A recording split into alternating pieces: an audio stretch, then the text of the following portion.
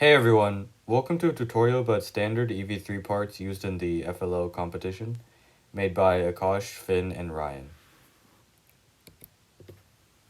The gear is a part used for motion that usually connects to a motor or axle.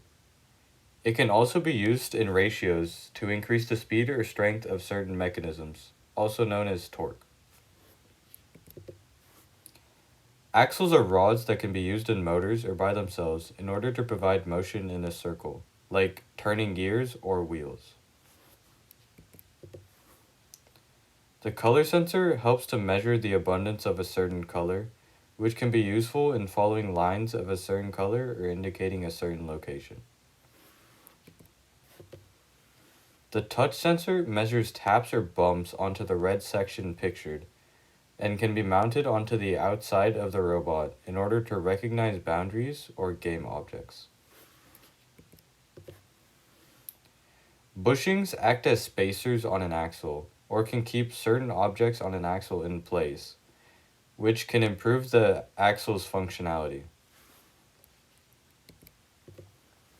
The Cortex acts as the brain of the robot, which controls all of the functions. All of the motors and sensors connect to it, and it requires a battery in order to provide power.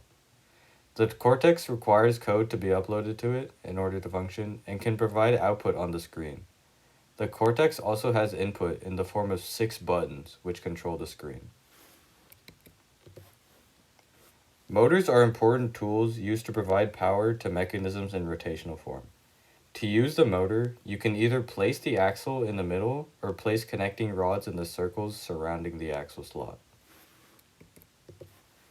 The ultrasonic sensor measures how far away an object is from the robot, and usually returns readings in inches or centimeters. This helps to maintain an accurate distance between an object and the robot.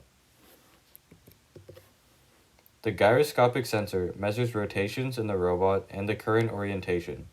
It measures readings in terms of degrees and can be calibrated to measure exact changes in direction. Thank you, everyone.